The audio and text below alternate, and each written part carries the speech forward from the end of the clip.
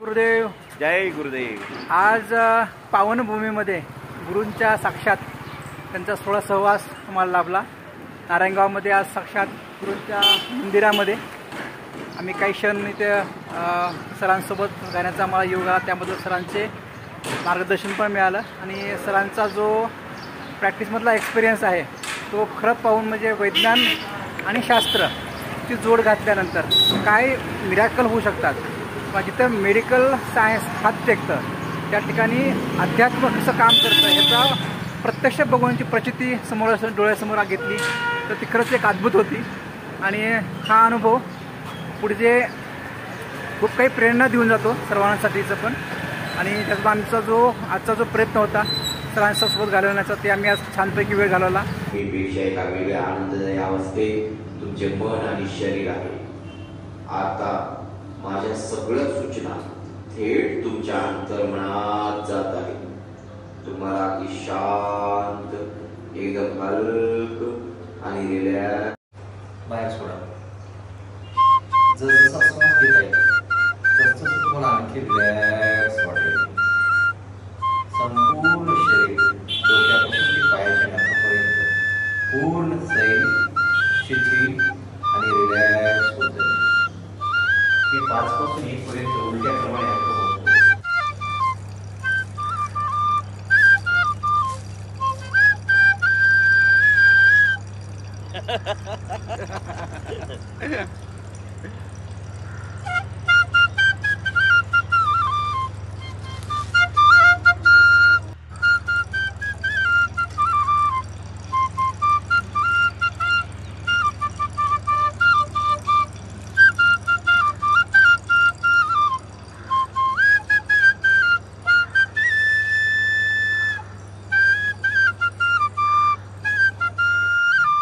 जय गुरुदेव मित्रांनो, आज आपल्याकडे शिरोधारेचे टोटल 12 पेशंट झालेले आहेत। 12 मधले हे 6 जे आहेत हे पुण्यावरून आलेले आहेत। एक ह्या ताईचं नाव आहे, ताई नाव सांगा तुमचं? शुभांगी पडवळ। शुभांगी पडवळ।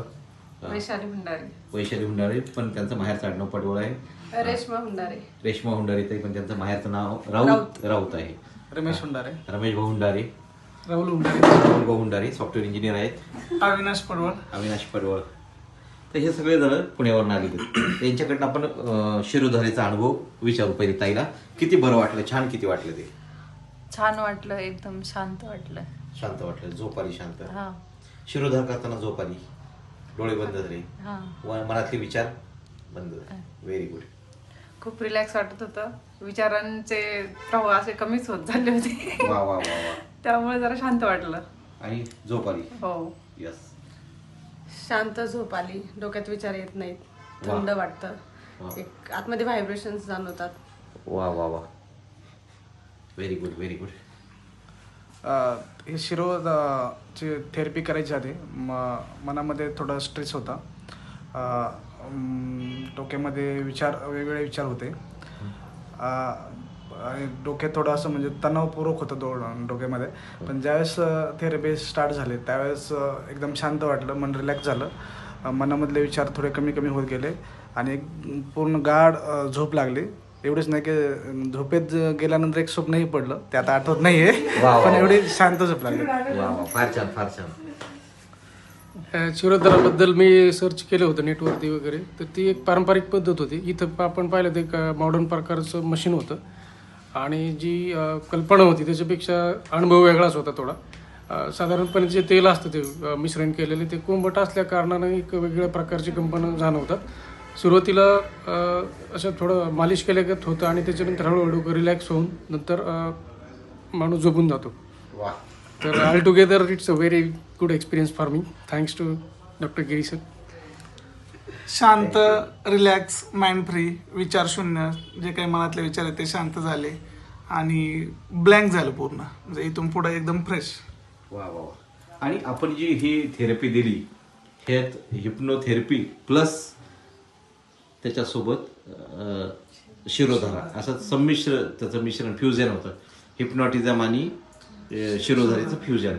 ह्याच्यामध्ये काय होते की तुमचं मन आणि बॉडी पूर्ण रिलॅक्स होऊन तुमच्या मनातले पूर्ण विचार शून्य अवस्था, विचार शून्य अवस्था जी आहे का ती फार महत्त्वाची आहे। आणि तुमचं जे आज्ञाचक्र आहे दोन्ही भुवयाच्यामध्ये, तिथं जे तेलाची ते शुद्ध तेलाची धार पडली जाते, तिथं आतमध्ये जे पिट्युटरी ग्लँड्स आहेत, जेवढ्या काही मेंदूमधल्या ग्रंथी आहेत, पिट्युटरी ग्लँड्स आहेत, त्याच्यामधून जे स्त्राव निघतात, हार्मोन्सचे स्त्राव, ते एकदम नॉर्मल होऊन तुम्हाला शांत, तुमचे विचार एकदम शांत होऊन जातं, मन एकदम आनंदी, उत्साही आणि समाधानी होते. तुम्हाला आता रिलॅक्स वाटते, तुमच्या मनात आता कुठलाच विचार राहिला नाही.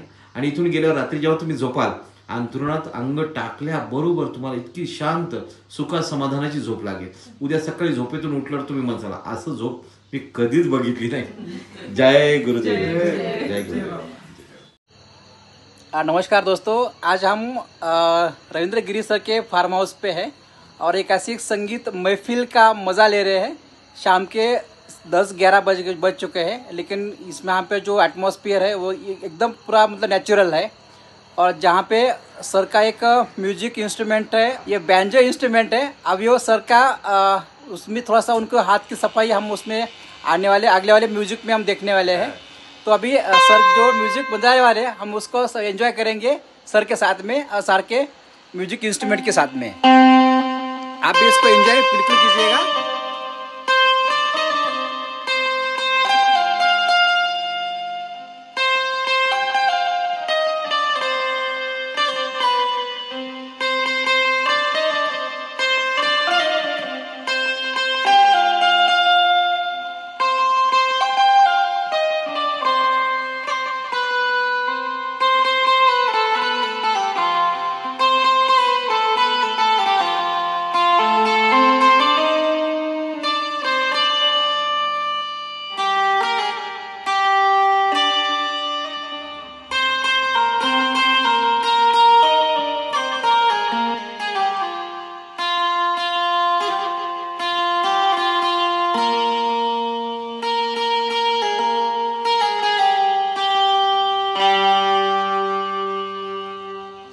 सर, जय गुरुदेव, जय गुरुदेव.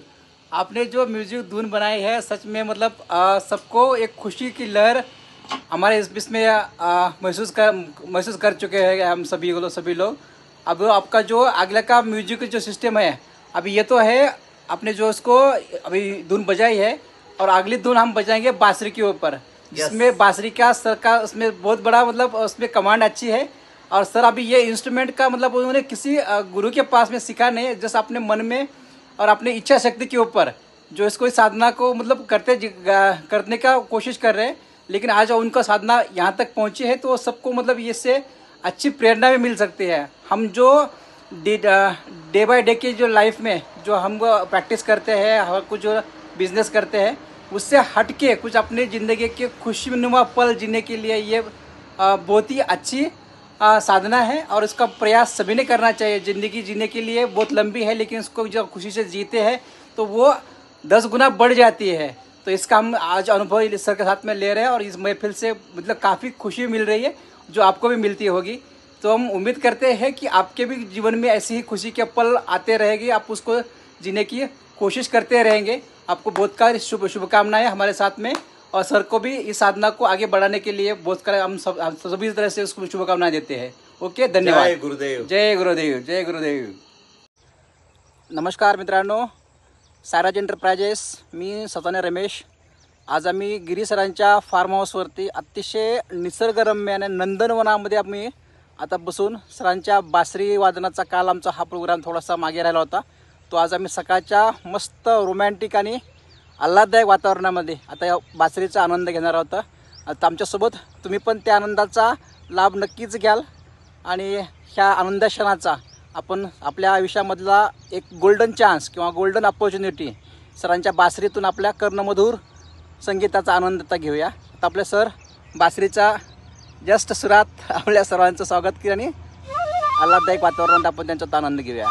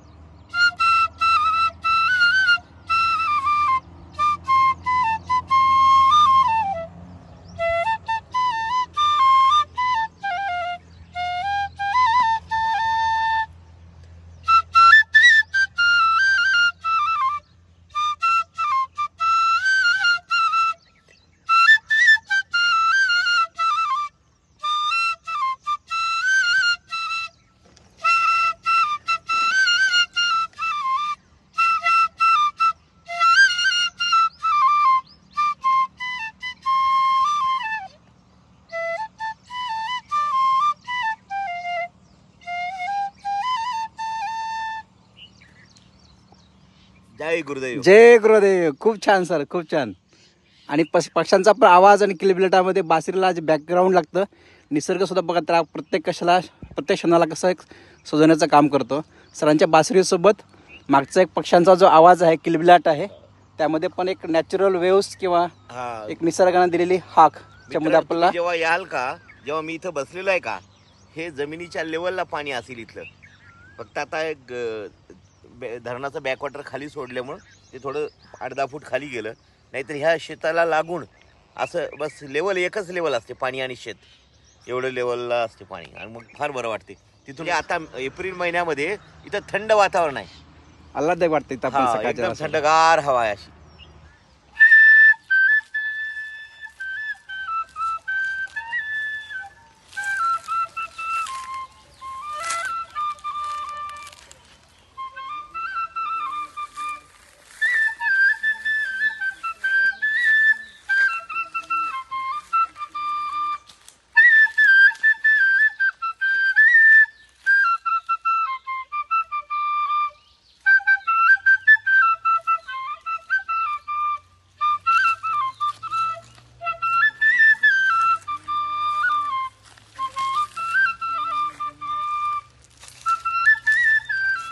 सरांच्या फार्म हाऊसच्या बाजूला नैसर्गिकरित्या उगवलेलं हे जे आहे आवळा, त्यावेळेला एवढे मस्त आवळे लागले तर वरती पण बघितलं कसं पूर्ण दगडून गेलेलं आहे असेल तर. आणि खरंच ह्या वातावरणामध्ये राहिलं की माणसाला एक रोम माणसाचा एक निसर्गाच्या सान्निध्यात आल्यानंतर काय त्याचे चमत्कार होऊ शकतात किंवा एक उत्साह किंवा एनर्जी काय येऊ शकते. खरंच इथे येऊन प्रत्यक्ष जर अनुभवता आली तर त्याचा काय सुवर्णक्षण असू शकत नाही. सोबत सरांच्या मधुर बासरीच्या जो एक वातावरणामध्ये गोडवा निर्माण करता येईल, त्याचा एक आल्हाददायक अनुभव येतो आहे, तो खरंच एक एनर्जेटिक आहे. त्याचा अनुभव आज घेण्याचा खरंच लाभ मिळाला, त्याच्याबद्दल त्या परमेश्वराचे खरंच धन्यवाद. आणि हा लाभ वारंवार मिळो, त्याच्यासोबत आपल्याला पण त्याच्या क्षणात काही जगता यावे हीच ईश्वराकडे प्रार्थना. आणि ह्या वातावरणामधला जो गोडवा आहे तो असाच कायम टिकून राहो, यातला जी एक एनर्जेटिक आहे ती पण तशीच कायम राहू आणि सर्वांना याच्याबद्दलचा लाभ मिळो अशी आशा बाळगून नमस्कार.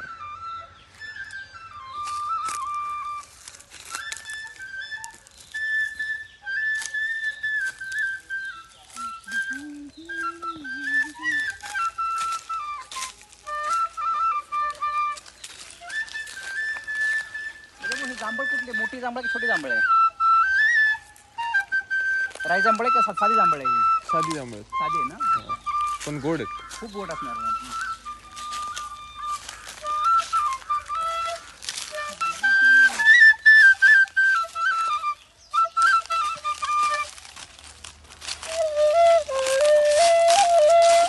जय गुरुदेव.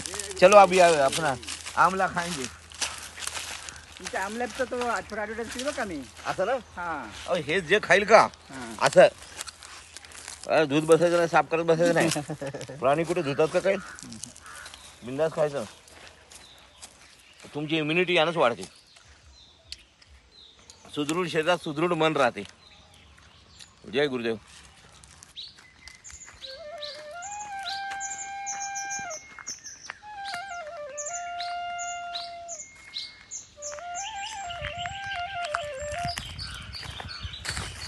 सकाळी सकाळी जर पक्षाचा किलबिलाट कोणी ऐकला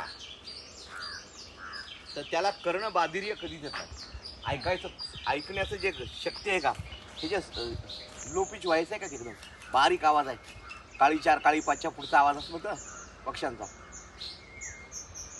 सकाळी सकाळी जर कोणी चिवचिवाट ही ऐकली ना, त्याला कानं फार तीक्ष्ण होतात त्याला.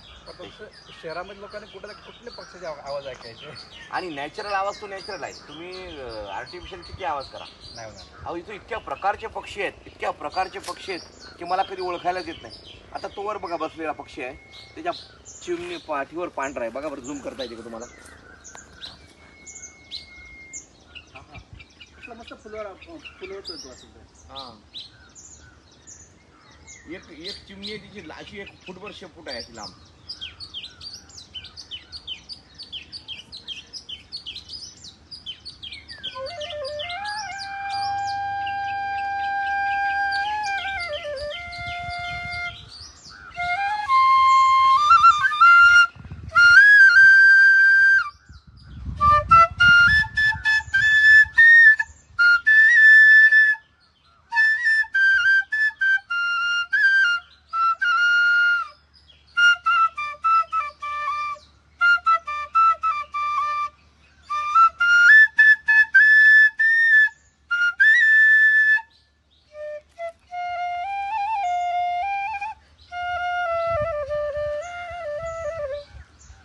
आता जो आपण दोन्ही संगीताचा जो मिलाप बघितला, एक साईडला निसर्गामधल्या छोट्या छोट्या जीवांचा मधुर संगीत आणि त्यांचा जो नॅचरल साऊंड आहे तो बघितला, आणि आपण एक मानव निर्मित किंवा मानवाची एक छोटीशी एक कला जो आहे त्यातून निघालेला ध्वनी किंवा त्याच्यातला निघालेले तरंग जे आहे, हे दोन्हीचं जर फ्युजन केलं तर किती निसर्गाला छान म्युझिक तयार होऊ शकतं. ह्याचा पण एक आता जस्ट एक चलता आपल्याकडे तो एक दोन्हीची प्रचिती आपल्याला घेतला निश्चितच आली असेल.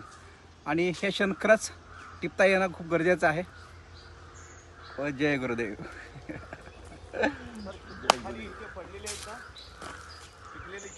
हा ना सर,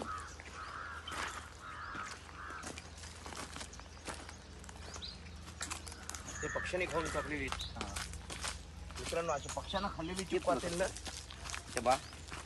कशाची व्हायरसची भीती किती काही बाळगायची नाही, दुसऱ्या बाजून डायरेक्ट खाऊन टाकायची. खाएगा रगडा तो बनेगा तगडा. तर याची चव ना एवढी अप्रतिम आहे ना, असं वाटतं की आता रस. सर याला पाणी पण कमी आहे, अमृताचं जी नॅचरल सगळ्या क्लायमेट मध्ये ठेवलेलं आहे. याला कुठलंच खत नाही, कुठलंच औषध नाही, गांडूळ खत नाही, काय नाही. याचा कचरा याच्या खालीच पडलेला आहे. काय बोलतोय तसं का? हे कढीपत्ता बघा सर, याला इतका सुगंध आहे, आपोआप उगवलेला आहे. त्याचा सेंट बघा कसा आहे. खरंच की अरे बापरे, एवढं तीक्ष्ण आहे ना. हा, तुमच्या हाताचा सेंट दुपारपर्यंत जाणार नाही सर. ह्याचं कारण आहे हे जे आहे ना, हे सगळं नॅचरल वातावरणामध्ये ठेवल्यामुळं. जर काही याच्यावर काय औषधं फवारले असते मी. चिंचा बघा, चिंचा सुद्धा एवढ्या गोड आहेत नाही. ही लाल चिंच दिसते काय, म्हणजे ही चिंच नॅचरल चिंच आहे आपली, जास्त आंबट नाही. ही आंध्रातनं आणलेली आहे मी. आंध्रात एक मित्र होता, त्याने दिले मला. एकदम गोड लागते खाताना. चिक्कू दिसतोय तर चिक्कू का पपई एखादे मोठे? काय काय चिक्कू फार मोठे आहेत. हे कालीपत्ती म्हणून एक जात सांगितली त्याने, ती चिक्कू आहेत. किती मोठा चिक्कू येतो. नमस्कार मित्रांनो, आज आपण अशा एका आधुनिक शेतकऱ्याला भेटणार आहेत जो की एकदम पारंपरिक खंदानी शेतकरी वाटावा आणि त्याला शोभावा. जे एक आतापर्यंतची एक इमेज आहे, एक डॉक्टर, प्रत्यक्ष डॉक्टर किंवा ती कुठेतरी एक गुंडाळून ठेवून जर साईडला ठेवला तर चांगला उत्कृष्ट शेतकरी काय असतो की जर प्रत्यक्षात बघायचं असेल तर आज सरांचा हा जो पोशाख आहे एकदम मस्त, पायात शूज, पॅन्ट आणि एकदम शेताने वापरणारी शर्ट, आणि समोर जे त्यांनी बाग फुलवलेला आहे त्या बागाचा जर मागचा जो कार्यकर्ता किंवा विश्वकर्मा जो असेल तो हाच एक उत्कृष्ट शेतकरी असू शकतो. त्याच्या मेहनतीशिवाय एवढा चांगला बाग आणि निसर्गामध्ये डोळ्यामध्ये क्षणात असा भरणारा बाग जो उभा केला असेल तर त्याच्या मागचा हा अट्टहास म्हणा किंवा प्रयत्न म्हणा किंवा जिद्द म्हणा, त्याच्याशिवाय ही गोष्ट फलिताला येऊ शकत नाही. आणि त्याची आज जी बाग नंदनवन जिथं फुललेलं आहे तर त्याचं खरंच मेहनतीचं फळ आज फळ आलेलं बघतोय. आज मी सकाळी उठल्यापासून आज पूर्ण बागेत फिरलो तर जिकडे पाहू तिकडे चिक्कू बागेच्या चारी कोपऱ्याला, आणि ते चिक्कूचे साईज, त्याचा गोडवा, मधुरता अप्रतिम आहे, अप्रतिम. आंब्याच्या बागा, सुपारींच्या बागा, आवळ्यांचं झाड, त्यांची चेरीज. आता मी ऑलरेडी चेरीच्या झाडाखाली उभा राहिलो. ह्या चेरीचा खाऊन तर बघितलं तर खूप प्रचंड गोड आहेत.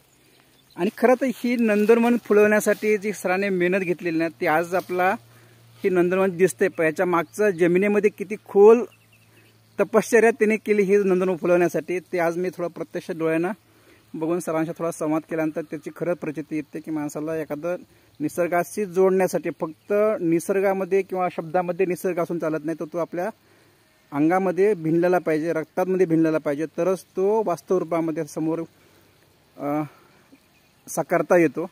त्याचं हे जिवंत उदाहरण आहे. सर तुमच्या खरंच ह्या गोडीची, आवडीची, जीवनशैलीची हेवा वाटावा एवढं अप्रतिम तुम्ही त्याला फुलवलंय, सजवलंय. नाही सर, कसं आहे, याच्यासाठी मेहनत पाहिजे. दुसरी गोष्ट म्हणजे की नाही, आमच्या इथं तुम्ही बघितलं की 10-20 वर्षात एकही कामगार आम्ही हाताखाली नाही ठेवत. आम्ही सगळे, माझा मुलगा, मी, सरांचं आता बागेला पाणी देत, सरांच्या मागे सरांचा व्यंकट मुलगा आहे, तो पण सगळ्या झाडांना पाणी घालतोय. सकाळी आम्ही मधल्या सगळ्या घरातलं जे बघताय 5 लोक घरात फक्त वावरत आहेत. 4 ते 5 एकरचं हा क्षेत्र आहे. याच्यामध्ये अतिशय नॅचरल पद्धतीनं सगळ्या गोष्टी उगल्यात, पण त्याला मेंटेनमध्ये तसं केल्या म्हणजे सगळं मेहनत फक्त घरच्या लोकांच्या, ह्याला कुठलाही बाहेरचा कामगार नाहीये. हीच खरी मोठी, म्हणून म्हटलं की खंदानी शेतकरी काय असतो, त्याला शेतकऱ्यांचा जो पिंड असतो तो साक्षात रूपात आपल्याला तुमच्या रूपात बघायला मिळालं तर खरंच त्याचा जायचं भाग्य आहे सर आम्हाला. प्रत्येक जिम मध्ये जायचं आणि त्या आपण पैसे देऊन लोकांचे लोखंड उचलत बसण्यापेक्षा आपल्या शेतात जर काम केलं तर नॅचरल हवा, नॅचरल पाणी, तुमच्या मातीशी नाळ जुळलेला राहते. आणि त्याच्यात तुम्ही निरोगी राहता. तुमच्या अंगाला माती लागली पाहिजे, ऊन लागलं पाहिजे, वारा लागला पाहिजे, नैसर्गिक. तुम्हाला सर्दी, खोकला, थंडी, ॲलर्जी बिलर्जी काहीच राहत नाही. काहीच होणार नाही, काहीच होणार नाही. निसर्गच माणसाचा एक मोठा डॉक्टर म्हणा किंवा गुरु म्हणा किंवा त्याला दोस्त ते करता येते. हे आता आपण जे प्रत्यक्ष बघितलं ते सरांचे खरंच वास्तवमध्ये त्यांनी जी विश्व उभारलेलं आहे त्यांना जगण्याचा जो प्रयत्न करतायत तर तो फक्त आर्टिफिशियल नाही किंवा त्यांच्या बोलण्यामध्ये दिसतं असं नाही, तर त्यांनी प्रत्यक्ष मातीमध्ये स्वतःला रुतवून घेतलेलं आहे. चिखल, माती, मीठ त्यासोबत स्वतःला त्यामध्ये एकरूप करून घेतलं आहे. तेव्हाच नंदनवन फुलते. जसं माणसं त्यांच्या वाणीमध्ये आहे, कर्तेमध्ये आहे, तसं त्यांच्या जीवनशैलीमध्ये पण त्यांनी जसं ही त्यांनी जो हा जीवन जगण्याचा प्रयत्न करतायत ते खरंच वाखाणण्याजोगं आहे आणि त्याची फलित आपल्यासमोर आज सगळ्यांसमोर दिसतंय. तर खूप छान वाटतं इथे येऊन सरांच्या जो कुछ आपण बोललो, सरांचं जो जीवन जे आतापर्यंत त्यांचं ते लाईफस्टाईल आहे ते जवळून बघायला मिळालं आणि सर्वांची नाळ अशीच जमिनीशी मेकृपा निसर्गाशी जोडलेली राहो हीच एक सदिच्छा. नमस्कार, थँक्यू.